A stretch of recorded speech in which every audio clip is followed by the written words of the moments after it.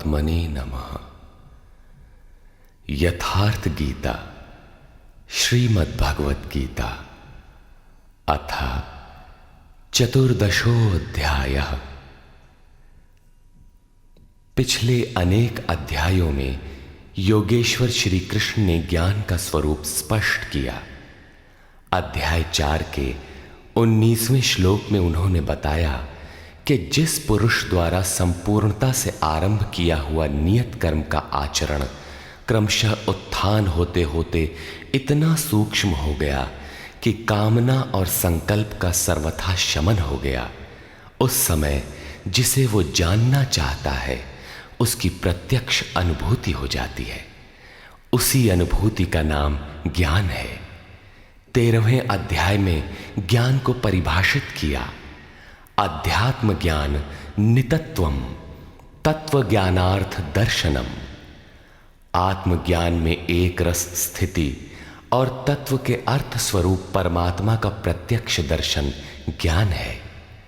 क्षेत्र क्षेत्रज्ञ के भेद को विदित कर लेने के पश्चात ही ज्ञान है। ज्ञान का अर्थ शास्त्रार्थ नहीं, शास्त्रों को याद कर लेना ही ज्ञान नहीं है। अभ्यास की वो अवस्था ज्ञान है जहां वो तत्व विदित होता है। परमात्मा के साक्षात्कार के साथ मिलने वाली अनुभूति का नाम ज्ञान है। इसके विपरीत सब कुछ अज्ञान है। इस प्रकार सब कुछ बता लेने पर भी प्रस्तुत अध्याय 14 में योगेश्वर श्री कृष्ण कहते हैं कि अर्जुन, उन ज्ञानों में भी परम उत्तम ज्ञान को मैं फिर भी तेरे लिए कहूंगा। योगेश्वर उसी की पुनरावृत्ति करने जा रहे हैं, क्योंकि शास्त्र सुचिंतित पुनि पुनि देखिए। भली प्रकार चिंतन किया हुआ शास्त्र भी बार बार देखना चाहिए। इतना ही नहीं, ज्यों ज्यों आप साधन पथ पर अग्रसर होंगे, ज्यों ज्यों उस इष्ट में प्रवेश पाते जाएंगे, त्यों त्यों ब्रह्म से नवीन नवीन अनुभूति मिलेगी। ये जानकारी सद्गुरु महापुरुष ही देते हैं। इसलिए श्री कृष्ण कहते हैं, मैं फिर भी कहूंगा। श्री भगवान उवाच।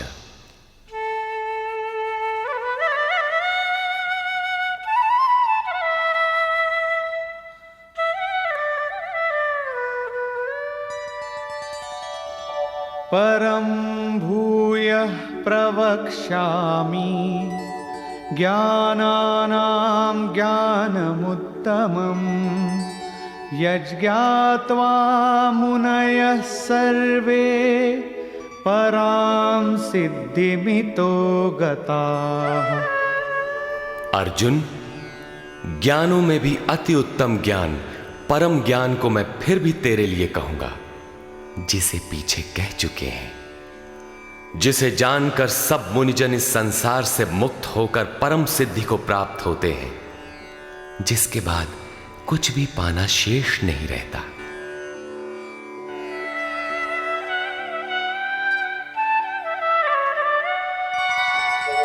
इदं ज्ञानमुपाश्रित्य मम साधर्म्यमागताः सर्गेऽपि नोपजायन्ते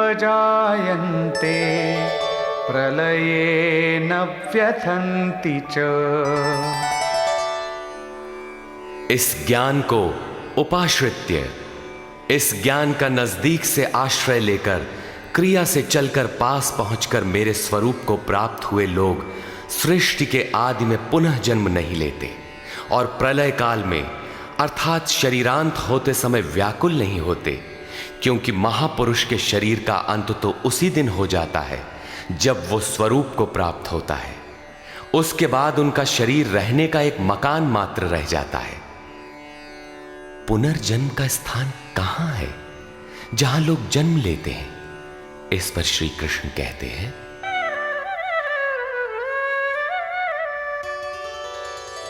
मम योनिर्महद् ब्रह्म तस्मिन् गर्भं दधाम्यहं सम्भवः सर्वभूतानां ततो भवति भारत। हे अर्जुन, मेरी महत ब्रह्म अर्थात अष्टधा मूल प्रकृति संपूर्ण भूतों की योनि है और उसमें मैं चेतन रूपी बीज को स्थापित करता हूं। उस जड़ चेतन के संयोग से सभी भूतों की उत्पत्ति होती है।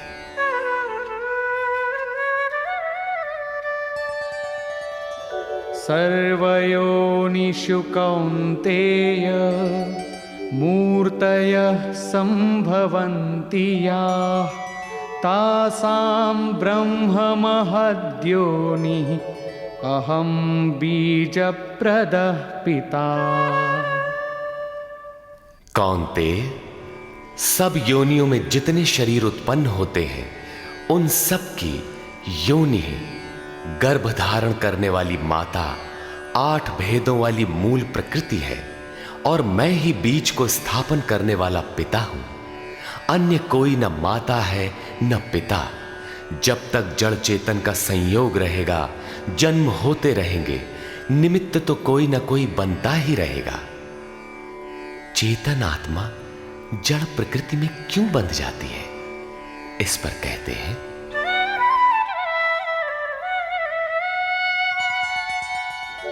सत्वं रजस्तम इति गुणाः प्रकृति संभवाः निबध्नन्ति महाबाहो देहे देहिनमव्ययम्। महाबाहु अर्जुन, सत्वगुण, रजोगुण और तमोगुण प्रकृति से उत्पन्न हुए तीनों गुण ही इस अविनाशी जीवात्मा को शरीर में बांधते हैं। किस प्रकार? तत्र सत्वं निर्मलत्वात् प्रकाशकमनामयं सुखसंगेन बध्नाति ज्ञानसंगेन चानघ। निष्पाप अर्जुन, उन तीनों गुणों में प्रकाश करने वाला निर्विकार सत्व गुण तो निर्मलत्वात्, निर्मल होने के कारण सुख और ज्ञान की आसक्ति से आत्मा को शरीर में बांधता है। सत्व गुण भी बंधन ही है। अंतर इतना ही है कि सुख एकमात्र परमात्मा में है और ज्ञान साक्षात्कार का नाम है। सत्व गुणी तब तक बंधा है जब तक परमात्मा का साक्षात्कार नहीं हो जाता।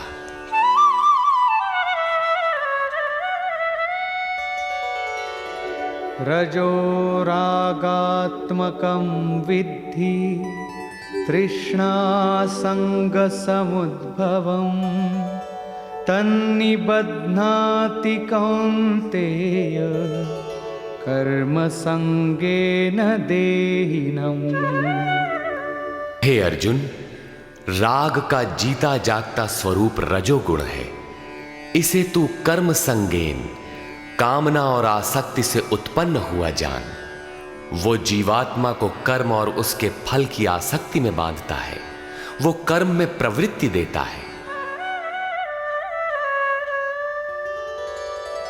तमस्त्वं ज्ञानजं विद्धि मोहनं सर्वदेहिनां प्रमादालस्य निद्राभिः तन्निबध्नाति भारत। अर्जुन, समस्त देहधारियों को मोहने वाले तमोगुण को तू अज्ञान से उत्पन्न हुआ जान। वो इस आत्मा को प्रमाद अर्थात व्यर्थ की चेष्टा, आलस्य की कल करेंगे और निद्रा द्वारा बांधता है। निद्रा का अर्थ ये नहीं कि तमोगुणी अधिक सोता है, शरीर सोता हो ऐसी बात नहीं। या निशा सर्वभूतानाम तस्याम जागर्ति संयमी। जगत ही रात्रि है। तमोगुणी व्यक्ति इस जगत रूपी निशा में रात दिन व्यस्त रहता है, प्रकाश स्वरूप की ओर अचेत रहता है। यही तमोगुणी निद्रा है जो इसमें फंसा है, सोता है। अब तीनों गुणों के बंधन का सामूहिक स्वरूप बताते हैं। सत्वं सुखे संजयति रजः कर्मणि भारत ज्ञानमावृत्य तु तमः प्रमादे संजयत्युत। अर्जुन, सत्वगुण सुख में लगाता है, शाश्वत परम सुख की धारा में लगाता है। रजोगुण कर्म में प्रवृत्त करता है और तमोगुण ज्ञान को आच्छादित करके प्रमाद में अर्थात अंतःकरण की व्यर्थ चेष्टाओं में लगाता है। जब गुण एक ही स्थान पर एक ही हृदय में है तो अलग अलग कैसे विभक्त हो जाते हैं? इस पर योगेश्वर श्री कृष्ण बताते हैं,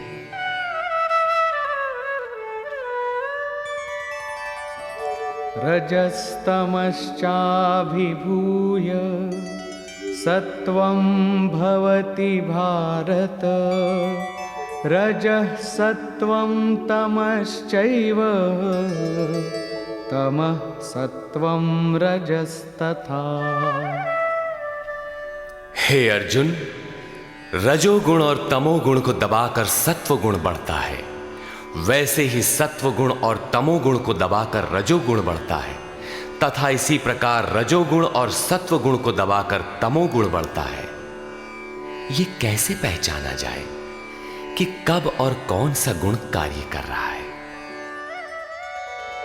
सर्वद्वारेषु देहेऽस्मिन् प्रकाश उपजायते। ज्ञानं यदा तदा विद्यात् विवृद्धं सत्वमित्युत।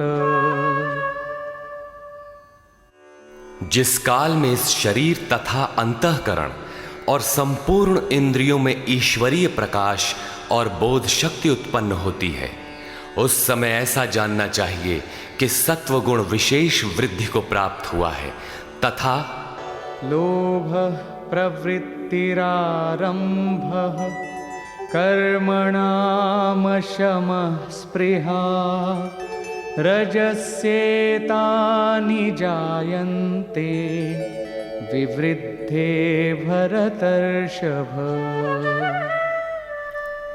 हे अर्जुन, रजोगुण की विशेष वृद्धि होने पर लोभ, कार्य में प्रवृत्त होने की चेष्टा, कर्मों का आरंभ, अशांति अर्थात मन की चंचलता, विषय भोगों की लालसा, ये सब उत्पन्न होते हैं। अब तमोगुण की वृद्धि में क्या होता है? अप्रकाशो प्रवृत्तिश्च प्रमादो मोह एव च। तमस्येतानि जायन्ते विवृद्धे कुरु नंदन। अर्जुन, तमोगुण के बढ़ने पर अप्रकाशः, प्रकाश परमात्मा का द्योतक है। ईश्वरीय प्रकाश की ओर न बढ़ने का स्वभाव, कार्यम कर्म, जो करने योग्य प्रक्रिया विशेष है, उसमें अप्रवृत्ति, अंतःकरण में व्यर्थ की चेष्टाओं का प्रवाह और संसार में मुग्ध करने वाली प्रवृत्तियां, ये सभी उत्पन्न होते हैं। इन गुणों की जानकारी से लाभ क्या है? यदा सत्वे प्रवृद्धे तु प्रलयं याति देहभृत्। तदोत्तमविदां लोकान् अमलान् प्रतिपद्यते। जब ये जीवात्मा सत्व गुण की वृद्धि काल में मृत्यु को प्राप्त होता है, शरीर त्याग करता है, तब उत्तम कर्म करने वालों के मल रहित दिव्य लोकों को प्राप्त होता है तथा रजसि प्रलयं गत्वा कर्मसंगिषु जायते। तथा प्रलीनस्तमसि मूढ़योनिषु जायते। रजोगुण की वृद्धि होने पर मृत्यु को प्राप्त होने वाला कर्मों की आसक्ति वाले मनुष्यों में जन्म लेता है तथा तमोगुण की वृद्धि में मरा हुआ पुरुष मूढ़ योनियों में जन्म लेता है, जिसमें कीट पतंगादि पर्यंत योनियों का विस्तार है। अतः गुणों में भी मनुष्यों को सात्विक गुणों वाला होना चाहिए। प्रकृति का यह बैंक आपके अर्जित गुणों को मृत्यु के उपरांत भी उन्हें आपको सुरक्षित लौटाता है। अब देखें इसका परिणाम। कर्मणः सुकृतस्याहुः सात्विकं निर्मलं फलं रजसस्तु फलं दुःखम् अज्ञानं तमसः फलम्। सात्विक कर्म का फल सात्विक, निर्मल सुख, ज्ञान और वैराग्यादि कहा गया है। राजस कर्म का फल दुख और तामस कर्म का फल अज्ञान है। तथा सत्वात् संजायते ज्ञानं रजसो लोभ एव च प्रमादमोहौ तमसो भवतो ज्ञानमेव च। सत्व गुण से ज्ञान उत्पन्न होता है। ईश्वरीय अनुभूति का नाम ज्ञान है। ईश्वरीय अनुभूति का प्रवाह होता है। रजोगुण से निसंदेह लोभ उत्पन्न होता है तथा तमोगुण से प्रमाद, मोह, आलस्य अर्थात अज्ञान ही उत्पन्न होता है। ये उत्पन्न होकर कौन सी गति देते हैं?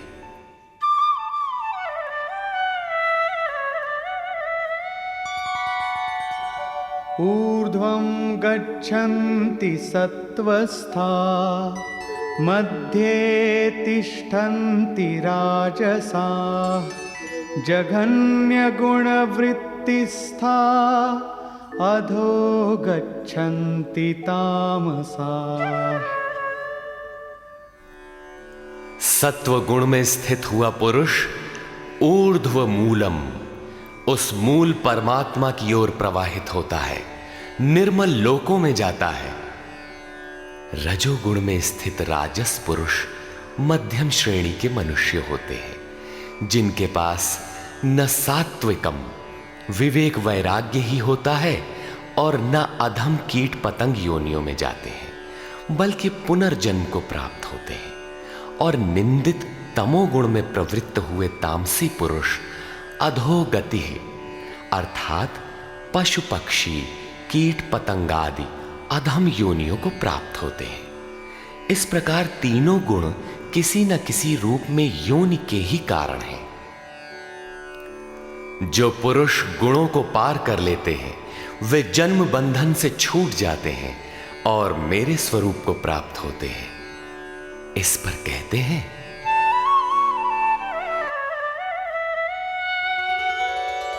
नान्यं गुणेभ्यः कर्तारं यदा द्रष्टानुपश्यति गुणेभ्यश्च परं वेत्ति मद्भावं सोऽधिगच्छति। जिस काल में दृष्टा आत्मा तीनों गुणों के अतिरिक्त अन्य किसी को करता नहीं देखता और तीनों गुणों से अत्यंत परे परम तत्व को वेत्ति विदित कर लेता है, उस समय वो पुरुष मेरे स्वरूप को प्राप्त होता है। ये बौद्धिक मान्यता नहीं है कि गुण गुणों में बरतते हैं। साधन करते करते एक ऐसी अवस्था आती है जहां उस परम से अनुभूति होती है कि गुणों के सिवाय कोई करता नहीं दिखता। उस समय पुरुष तीनों गुणों से अतीत हो जाता है। ये कल्पित मान्यता नहीं है तथा इसी पर आगे कहते हैं, गुणानेतानतीत्यत्रीन् देही देह समुद्भवान् जन्म मृत्यु जरा दुःखैर् विमुक्तो मृतमश्नुते।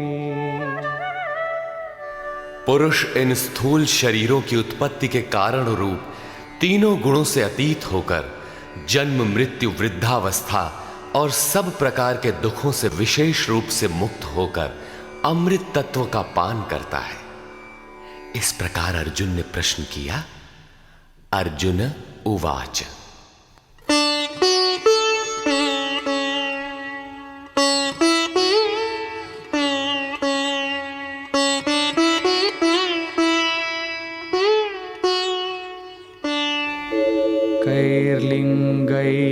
स्त्रीन् गुणानेतान् अतीतो भवति प्रभो किमाचारः कथं चैतान् स्त्रीन् गुणानतिवर्तते। प्रभु, इन तीनों गुणों से अतीत हुआ पुरुष किन किन लक्षणों से युक्त होता है और किस प्रकार के आचरणों वाला होता है तथा मनुष्य किस उपाय से इन तीनों गुणों से अतीत होता है। श्री भगवान उवाच।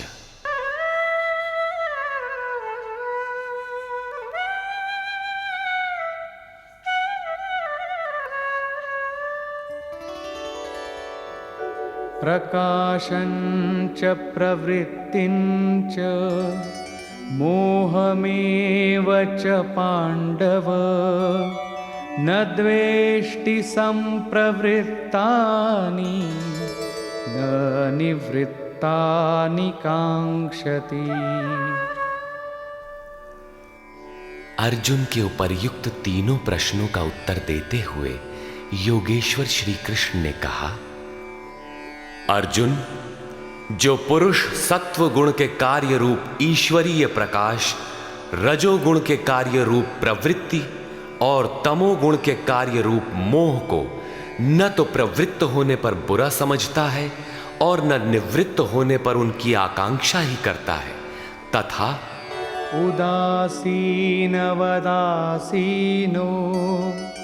गुणैर्यो न विचाल्यते गुणावर्तन्त इत्येव योऽवतिष्ठति नेङ्गते। जो इस प्रकार उदासीन के सदृश स्थित हुआ गुणों द्वारा विचलित नहीं किया जा सकता, गुण गुण में ही बरतते हैं, ऐसा यथार्थतः जानकर उस स्थिति से चलायमान नहीं होता, तभी वो गुणों से अतीत होता है।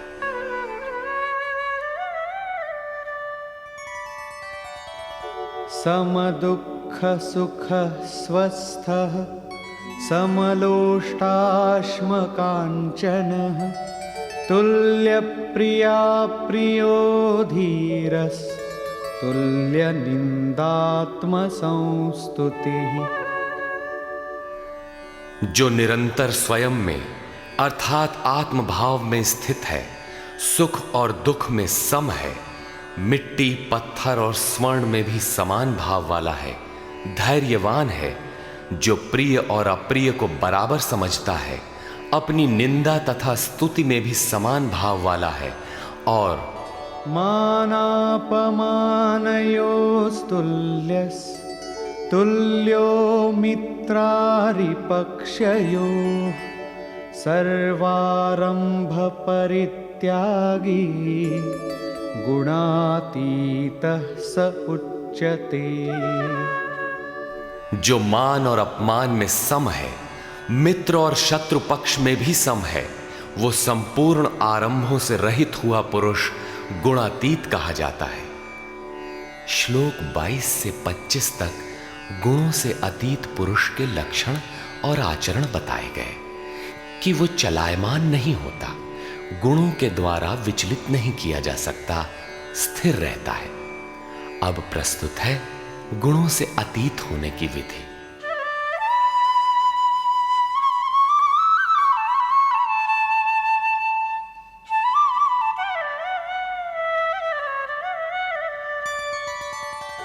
मां च यो व्यभिचारेण भक्तियोगेन सेवते सगुणान् समतीत्यैतान् ब्रह्मभूयाय कल्पते। जो पुरुष अव्यभिचारिणी भक्ति द्वारा अर्थात इष्ट के अतिरिक्त अन्य सांसारिक स्मरणों से सर्वथा रहित होकर योग द्वारा अर्थात उसी नियत कर्म द्वारा मुझे निरंतर भजता है, वो इन तीनों गुणों का अच्छी प्रकार उल्लंघन करके पर ब्रह्म के साथ एक होने के योग्य होता है, जिसका नाम कल्प है। ब्रह्म के साथ एक ही भाव हो जाना ही वास्तविक कल्प है। अनन्य भाव से नियत कर्म का आचरण किए बिना कोई भी गुणों से अतीत नहीं होता। अंत में योगेश्वर निर्णय देते हैं।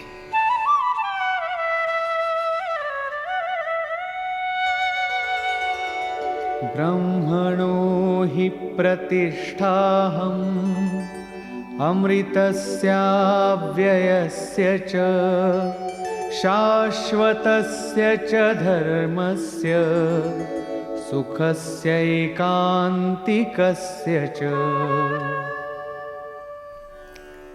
हे अर्जुन, उस अविनाशी ब्रह्म का जिसके साथ वो कल्प करता है, जिसमें वो गुणातीत एक ही भाव से प्रवेश करता है, अमृत का, शाश्वत धर्म का और उस अखंड एक रस आनंद का मैं ही आश्रय हूं, अर्थात परमात्म स्थित सद्गुरु ही इन सब का आश्रय है।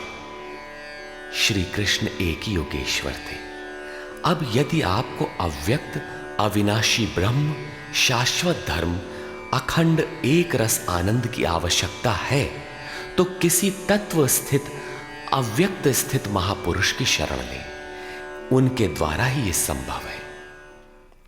निष्कर्ष, इस अध्याय के आरंभ में योगेश्वर श्री कृष्ण ने कहा कि अर्जुन, ज्ञानों में भी अति उत्तम परम ज्ञान को मैं फिर भी तेरे लिए कहूंगा, जिसे जानकर मुनिजन उपासना के द्वारा मेरे स्वरूप को प्राप्त होते हैं। फिर सृष्टि के आदि में वे जन्म नहीं लेते, किंतु शरीर का निधन तो होना ही है। प्रकृति से ही उत्पन्न हुए रज, सत्व और तम तीनों गुण ही इस जीवात्मा को शरीरों में बांधते हैं। वे जिससे मुक्त होते हैं उसका स्वरूप बताते हुए योगेश्वर ने कहा कि अष्टधा मूल प्रकृति गर्भ को धारण करने वाली माता है और मैं ही बीज रूप पिता हूं। अन्य न कोई माता है न पिता।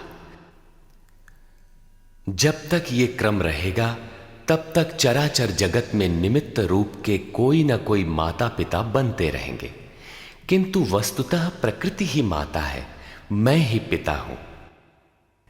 इस पर अर्जुन ने 3 प्रश्न किए कि गुणातीत पुरुष के क्या लक्षण हैं, क्या आचरण है और किस उपाय से मनुष्य इन 3 गुणों से अतीत होता है।